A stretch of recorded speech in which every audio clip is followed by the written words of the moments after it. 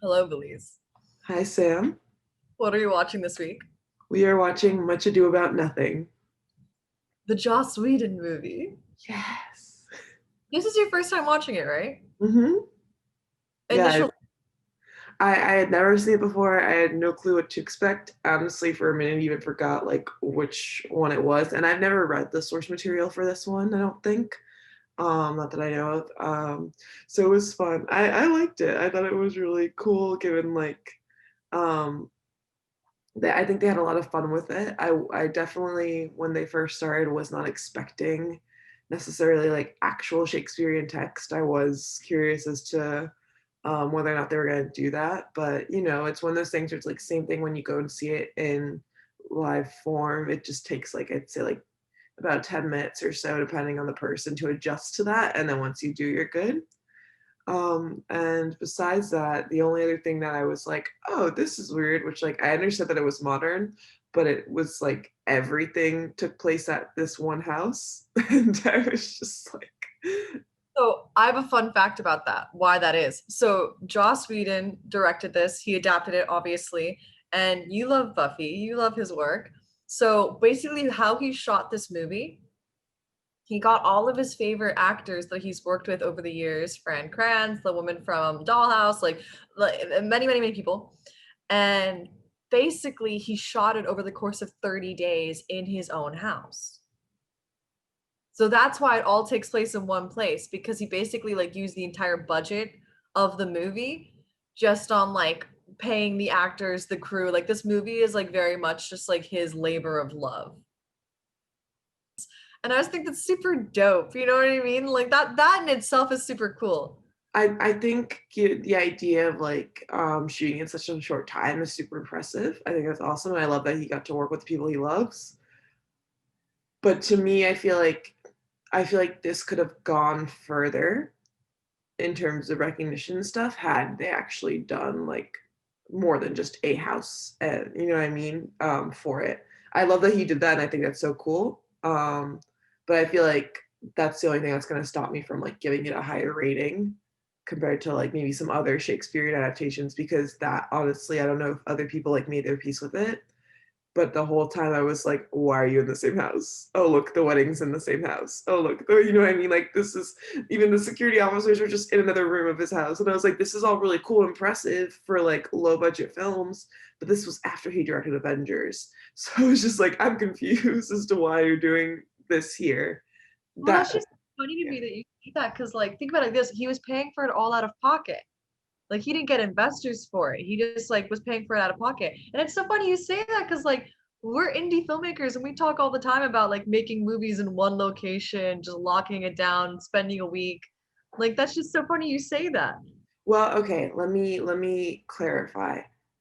That's why I made the clear, like that's why I said like it's very impressive that it was all done in a short period of time, one location use. Like I think he does a good job, and it's not always seeming like the same house. The reason why I am saying this is because, for example, there's like a really famous Hamlet adaptation. Like there are really famous Shakespeare adaptations that I feel like go further just by doing stuff like that. I know, and I understand that's because he's paying out of pocket that he couldn't. So I'm not saying that he just shouldn't have done it. Like that's not what I'm saying. I think he did a great job given the resources he chose and everything, and that's like again super impressive. I just don't know if this would have been the right subject material then, because there's just like so many scenes where people are not supposed to be there and things are supposed to happen. So I just kept like finding myself making the joke of like, how did you not know this happened? This happened in your front yard this morning. You didn't see people yelling and the police officers coming and bringing them in. Like, how, you know what I mean? So I know that that affected me more. But that being said, no, I don't. I'm trying the best way to explain it, but it's just like we would make, you know what I mean? Like I feel like we are aware of the limitations, and this kind of just ignored the limitations of only using one location. And it's great and it worked for the most part. It just, there were some parts of the logic that like didn't work for me, and it bothered me. I don't think it necessarily bothers everyone when they watch it that it was just one house. That being said, there are other films in general, not just indie films, that all take place at a house. Clue, Rocky Horror, you know what I mean? It just, it makes sense and it fits as to why they're always in the same house and they never pretend for it not to be, sort of thing. I think it's very much easily attainable. And I think it's still like a perfectly fine goal for us as indie filmmakers, but it's just the fact that it was meant to be so many different locations. And I think the fact that like they're calling themselves lords and princes and they're living in a house, that I'm just like, then why are you calling yourself lords and princes? But that's because I'm used to old Shakespeare. I'm not used to this like modern but not modern adaptation. So I don't know if that makes sense or not, the way I It said it. totally made sense. It totally made sense. Don't even worry about it. I'll go off of that really quick. The only thing that bothered me, um, in terms of like suspension of disbelief, because I feel like in any movie ever, I try to like go in and go like, okay, you're telling me the rules of the world. I'm down for it. Whatever. If we're gonna like have puppies falling from the sky, that's what's gonna happen in this movie. That's totally chill. Um, I didn't understand when they confused the lady's maid for Hero in the window because they just look so different. That was the only time in the entire movie that I was like, listen, I buy the One Location. I think it's dope and intelligent that like you modernize this piece as being like, okay, we're all together for like a family, friends reunion, and it turns into a wedding. I kind of had to like create that in my own mind though, because I was like, so why are all these people all in the same place? I would understand like, so I'm understanding it in the sense of like this is court and this is like the time where we all just like get together for like the season, you know, like Bridgerton taught me that that's a thing. Um, and then it turns into a wedding. Because at first, when I first watched this movie in theaters, I thought from the very beginning that it was always gonna be Claudio and Hero's wedding. And then I realized watching this movie, I was like, no, there it becomes that later on. And then it becomes Beatrice and Benedict's wedding as well. It becomes these things. So I understood that aspect. That I was a little like, okay, why are you all together in this room? But I was like, okay, I'm gonna like let that slide, whatever.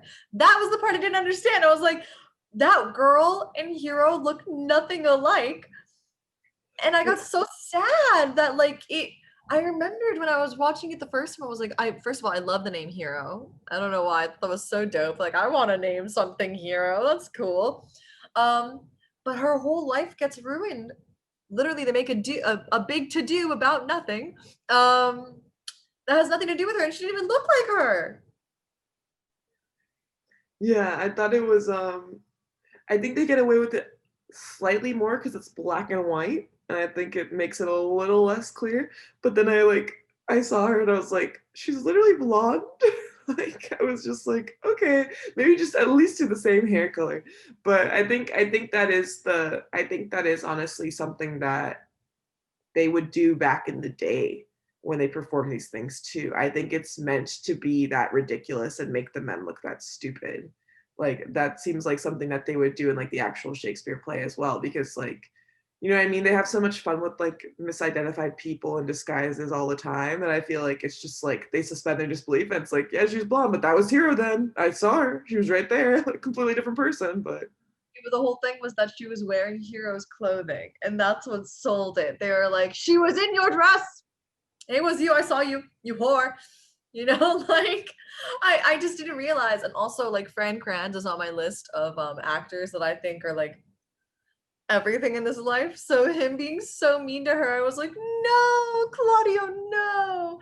I did have a lot of fun though with like all the bits and all like this, and just all the characters in general, like all the side bits. And then I have to say, modern Shakespeare takes like the skeleton of the story and then makes everything new. She's the man, 10 things I hate about you. Go get over it if we can even go there. But it takes the skeleton of the story, like love triangles, misidentified like genders, you know, and then does something new. I think Much Ado About Nothing deserves praise in the fact that it really like spoon fed to the audience like, no, no, no, you are smart, you're intelligent people, you understand Shakespeare, you just think you don't understand Shakespeare. Like during all of the monologues, they like you could tell that they were like overacting just a little bit and like selling it to you that like we're talking about this man right here. He is a lord, and we're talking about this, and this man is insulting him, and this is a sexy quip. Like these are all things that I feel like if I was watching it at a theater where they were all dressed up in the actual Shakespearean garb, but the actors weren't that great, I would have just gotten lost in the muddle of it, and I would have known, okay, well, we're here because Claudio basically ruins Hero's life. Like that is the gist of this whole play. And then we find out there's love and blah blah blah. But I thought they did a really good job of like making Shakespeare manageable for a modern audience. I always, when I think of these stuff, I always think of like how they did it back then, right? Like not how they would do it now in the theater, because I agree with you, that's how it would be done, and that's how I've seen it done. But I just always think of back then when they're trying to do it for like even the lowest of class for audiences to make sure that they understand it, right? So they have to like, I feel like they always did it in a way, I mean, as if I was there, but they always did it in a way where it's like to make sure that like any single part of the audience gets it. And because even like the noblemen didn't necessarily get it, but they're just gonna like pretend they did. So they would like do that sort of those sorts of actions and the way they say it and stuff like that. And that's why the text is repetitive and like says it a few times sometimes and whatnot. So I think, yeah, I think they did a very good job of that. And I feel like that would have been like very accurate with how it used to be performed. I also think that I'm assuming he cut stuff down because it's not that long. And I think he did a really good job of like choosing what to cut down and what to keep and everything like that. I think that was really well done. So that it just didn't feel too long. I think that was a very good idea given that it was like, again, like all taking place at one house sort of thing. So I think in general too, like kind of, I'm gonna flash back to what you said at the beginning of this video. Like, I don't think people, when I went to go see it in theaters, I didn't think I was gonna be seeing Shakespeare. I really thought I was gonna be seeing like I think the trailer, the way they sold the film was that like it's a wedding. It's like, you know, a bunch of friends get together for a wedding and a rumor gets started, something like that. But I thought it was gonna be like the stuff we already taste nowadays, which is like very like adapted. So this movie's already hitting 2 hours, if not a little less than. If it was anything more than that, I think you're gonna lose the audience because like already people will be squirming in their seats, like, I don't want to use my brain to think about like what Benedict is monologuing about. You know what I mean? I thought it was so dope. And like all the actors did such a good job. Like you could really tell that this man picked the actors that he knows can do this. Cause like Fran Kranz went to Yale. I'm fairly certain. I want to fact check that, but I'm fairly certain Fran Kranz went to Yale for theater, and he like did Shakespeare in college. And I'm fairly certain Benedict, the actor who played Benedict, was the same. So I think it's super dope. And then obviously Hero's father was exceptionally good, I would say. I think he was the most like natural when he spoke. Um, I don't know. What? they worked together on the Avengers. Is he? Was he? Is he like? He's one of the agents of S.H.I.E.L.D. That's what I'm trying to say. I wanted to say Men in Black, and then I wanted to say Suits, and then I was like, I've never watched the Avengers sober, so I don't remember anything at all. I just had a lot of fun. I had a lot of fun. But I would have liked to have watched it with people. I think this is the type of movie that like if you and your friends are into Shakespeare, get together, pop open a bottle of wine. I think this is the kind of movie that you could talk about it while you're watching it, if that makes any sense, and comment on it. Because you won't lose anything. If anything, you'll gain things. Because there are moments where I was like, wait, what? And I felt stupid. I was like, no. like I did watch it with my roommate, so I agree. I think an even bigger crowd would have been nicer. We were able like we did make certain jokes about certain things. But yeah, that's the they weren't as fussed about the one house thing, but I kept just being like, and it's in the same house again, kind of thing. I'm roommates. I don't know why you're so fussed about the one house. It's all in one play. It's all in one stage. And that's why I made the clarification of it's not going to bother everyone. I love the pool scene. Like visually, just Fran Kranz sitting there with like Claudio with his like martini and his goggles. I was like, what is happening? But visually, I thought that was so cool. And they just pop up from the water and they're like, we have things to say. like, you know? And just the misidentity of everyone. That was just so interesting. Yeah, yeah, I think it's really fun. I really liked. My favorite scenes were the trying to make Benedict and Beatrice find out and like overhear them. I think that was a lot of fun.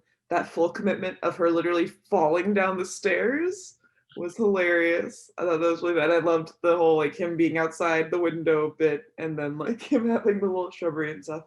So I think the use of physical comedy, the way they did it, is a really good job. Those two were like I think my favorite scenes, and we have elements of it earlier too with Benedict and Claudio, like you know what I mean, like tussling and stuff like that.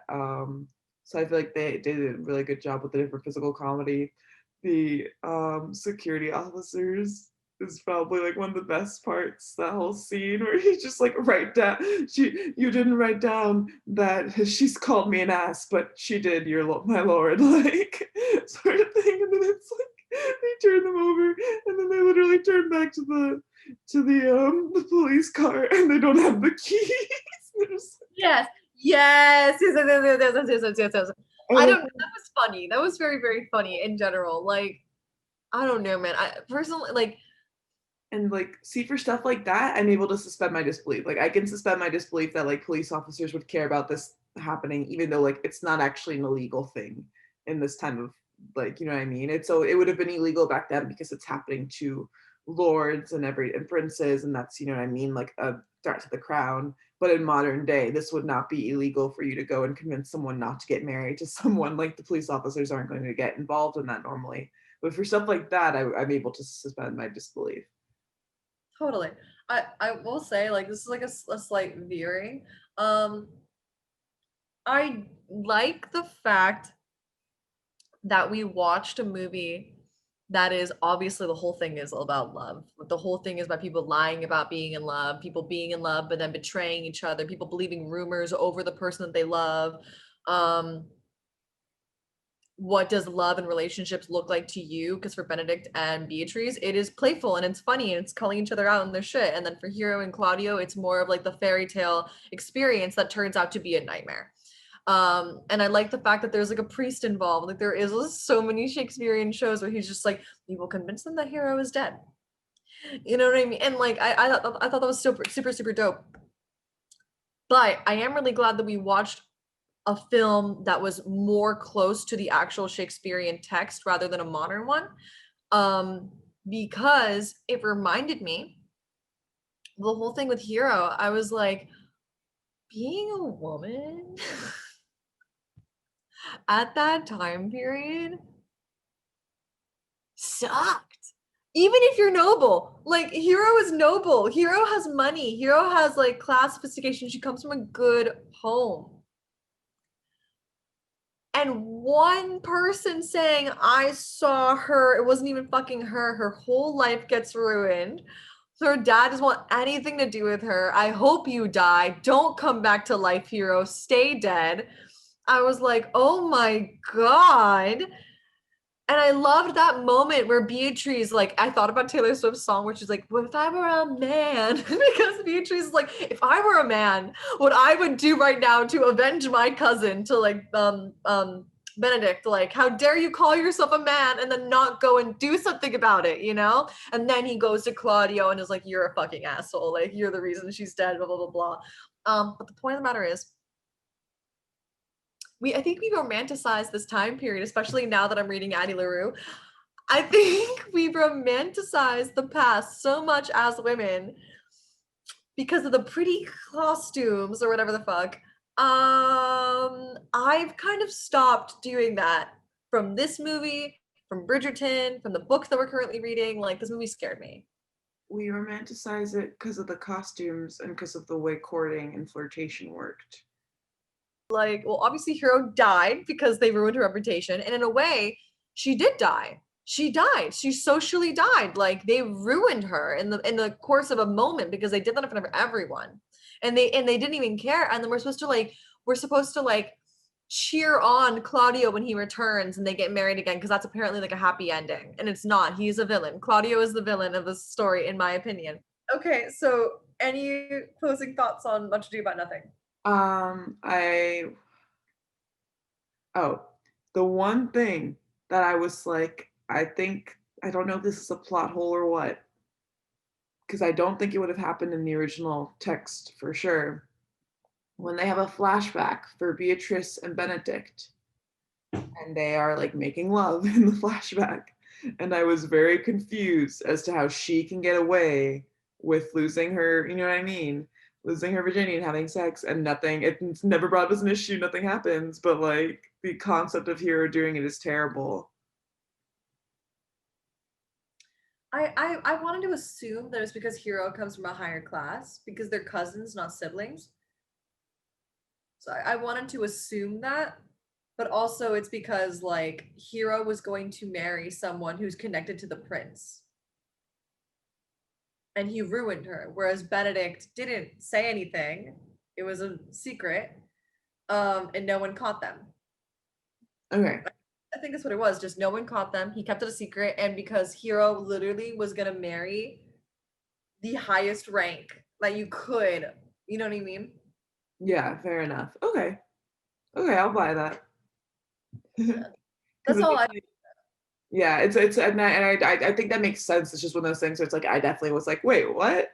And it's like not really. I don't feel like that's made clear in the same way that you made clear, but I also don't think everyone's necessarily gonna like realize that in the moment the way I was like, wait a minute. But yeah, I don't really know if I have any other closing thoughts. I really love the actor who plays Benedict. He's great. I was very excited to see him. But no, overall, I think it's a great job. And I think that's really cool. Like, this is definitely something where I'm just like, I would love to have a situation where we just like film stuff with a bunch of actor friends for fun and yeah, and just make a movie. Yeah. 'Cause that's kind of what this was. It wasn't like it didn't get like a really huge theatrical release. It went to like indie theaters. Much Ado About Nothing is more like the way I think about Much Ado About Nothing is like, what if I was friends with Joss Whedon and I was like hanging out at my friend's house and he was like, "Hey, I shot this movie over the weekend. Look what I did." You know what I mean? And you're like, "Oh fuck, that's really dope." You know what I mean? Like it's the kind of shit that I would love to do 10, 15, 20 years from now. For the thing I would change about this movie, I think the only thing I would have changed about this film personally is I would have set up the why we're here a little better. It felt like they were all just showing up at Hero's father's house for like a party and then they just never left. But that didn't really make too much sense for me. But also I'm just suspending my disbelief. But then like the cops show up with the people that are in handcuffs, they're prisoners, it appears to be. And so I was like, well, why would you bring them to your friend's house for like a party? Like I don't understand that. But then maybe also like I should read the source material, you know what I mean? But I think I'll go off of what you said. It would have been cool if like the entire neighborhood was the set. Like maybe you don't have to leave the actual neighborhood, but maybe we can go to different houses. Maybe we can be on the street. Maybe we can be like walking around more. Because what if this was like a summer retreat type of a situation? And that's why they're all here together for like this season, you know? And that's all I would really change. I don't know if I would have changed anything honestly, because I feel like even me saying change the locations would change the entire movie. So I feel like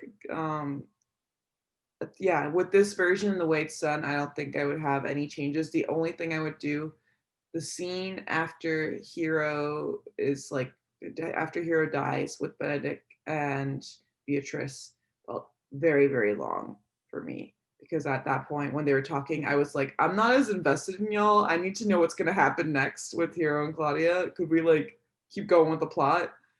So that part felt long. Like I think I made multiple comments as to like why the scene wasn't over during it. So that's the only part I would have cut down. But otherwise, I think like timing wise and everything, I think it's a really good job.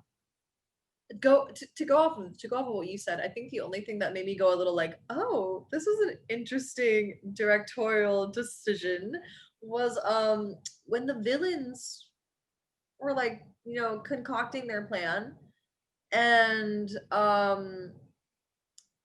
he like continues to touch her and you can just hear her moaning throughout the whole scene and I was like, okay, yeah, very very telling of the character and I'm down for it. Maybe mix it a little lower. You know what I mean? Maybe like I don't know, that was just personally me.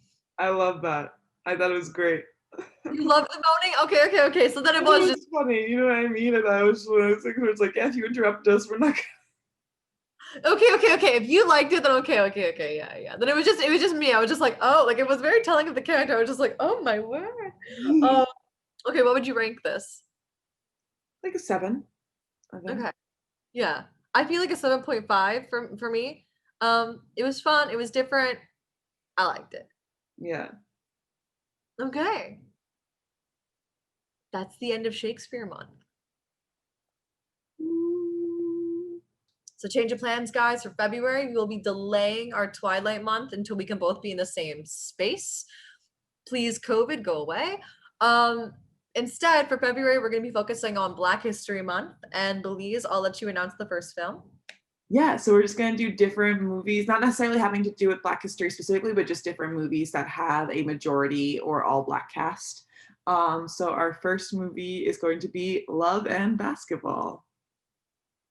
I'm really excited because I see this movie. You don't understand, Belize. I see this movie on like every single list of like the best romance films, blah, blah, blah. And I never watched it because it's like a sports film, but I'm down. Let's Yeah, go. yeah, I'm excited. It's a blind pick for both of us. We've not neither of us have seen it, so yeah. So make sure you guys watch it with us. Comment below what you thought of Much Ado About Nothing. If you were bothered by the same location as much as I was, or if I'm crazy, let me know. You know, um, but yeah, so we will see you guys next week. yeah, and let us know down below if you have any themes or anything that you kind of want us to do. We have a couple ideas here and there, but we want to like have this be an inclusive experience for everyone. As always, my name is Sam, And Belize, and this has been Heartbreaker Films. see you next week.